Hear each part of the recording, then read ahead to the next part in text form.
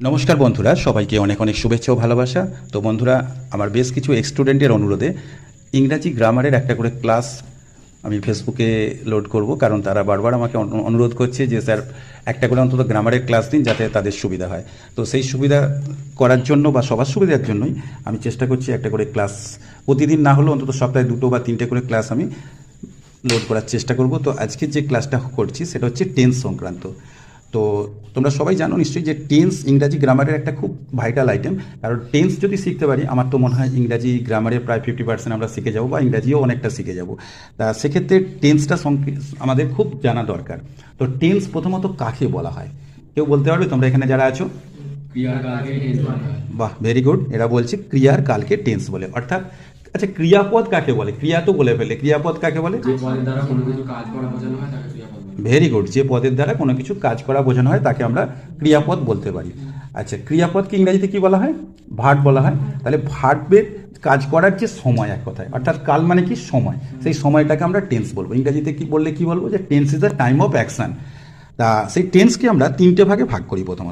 প্রথম কি আছে? প্রেজেন্ট, পাস্ট আর ফিউচার। অর্থাৎ প্রেজেন্ট মানে কি বর্তমান, পাস্ট মানে কি অতীত, আর ফিউচার মানে ভবিষ্যৎ। তাহলে প্রেজেন্টের, পাস্টের এবং ফিউচারের প্রত্যেকেরই কিন্তু 4টে করে ভাগ আছে।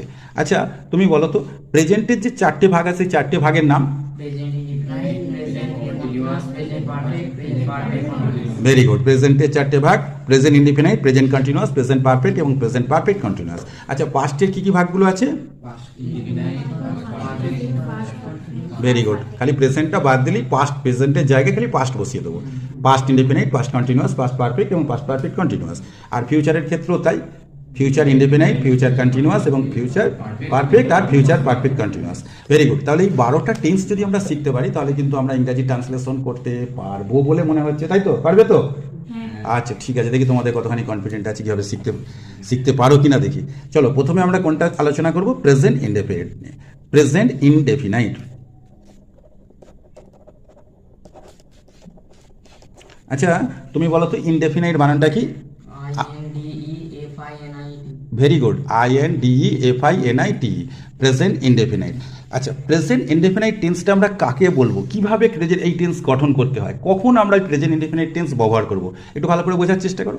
প্রেজেন্ট ইনডেফিনাইট টেন্স হচ্ছে বর্তমান কালে যে কাজগুলো আমরা রেগুলার করি বা নিত্যদিন ঘটে, যে ধরনের ঘটনা, যেটাকে আমরা আমাদের অভ্যাসগত কাজ বলতে পারি বা হ্যাবিচুয়াল ফ্যাক্ট বলতে পারি। যেমন এই আমাদের খাওয়া, যাওয়া, ঘুমানো, বেড়ানো, পড়া, তাই তো, স্কুলে যাওয়া, এই যে ঘটনা, এইগুলোর ক্ষেত্রে আমরা প্রেজেন্ট ইনডেফিনাইট টেন্স ব্যবহার করি। যখন এই ধরনের কথা বলবো তখন আমরা প্রেজেন্ট ইনডেফিনাইট